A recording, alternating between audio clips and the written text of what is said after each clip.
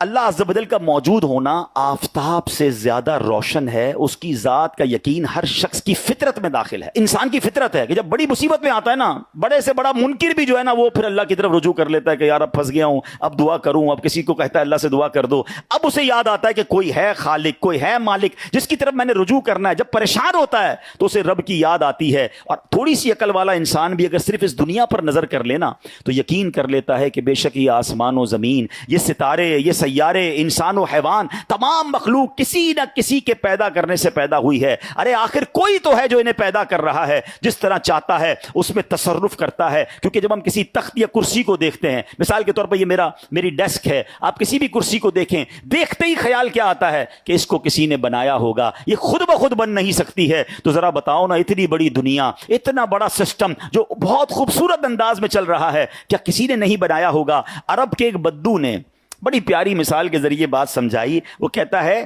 کہ اونٹ کی مینگنی دیکھ کر، اونٹ کی اگر کوئی راستے میں آپ کو مینگنیاں نظر آئیں تو سمجھ آ جاتا ہے کہ یہاں سے کوئی اونٹ گزر کر گیا ہے۔ قدموں کے نشان کو دیکھ کر سمجھ آ جاتا ہے کہ کوئی قدم سے چل کر یہاں سے گیا ہے۔ تو اللہ اکبر، وہ کہتے ہیں پھر ان برجوں والے آسمان، کشادہ راستے والی زمین کو دیکھ کر کیا اس کے بنانے والے کا خیال نہیں آتا کہ کوئی تو ہے جو نظام ہستی چلا رہا ہے؟ میرا خدا ہے، اتنی بڑی کائنات ہے جس کا نظام چل رہا ہے، وقت پہ صبح ہو رہی ہے، وقت پہ شام ہو رہی ہے۔ ارے سبحان اللہ، کوئی ایک منٹ تو کبھی ایسا ہو جائے کہ جناب آج افطار تو ہو گیا، سورج غروب نہیں ہوا، جس وقت لکھا اس وقت سورج غروب ہو رہا ہے، اس وقت سورج طلوع ہو رہا ہے۔ ارے کائنات کتنے نظم و ضبط کے ساتھ چل رہی ہے، تو کوئی تو ہے جو نظام ہستی چلا رہا ہے، وہ میرا خدا ہے۔ کچھ لوگ ایک سے زائد خدا کے جو ہے قائل ہیں کہ جناب اللہ بھی ہے اور کچھ اور بھی خدا ہیں۔ معاذ اللہ، آپ ذرا یاد رکھیے، ایک شہر میں دو بادشاہ نہیں ہو سکتے، ایک گاڑی کے دو ڈرائیور نہیں ہو سکتے، ایک ٹیم کے دو کپتان نہیں ہو سکتے، کیونکہ جب بھی آپ دو لوگوں کو اتھارٹی دیں گے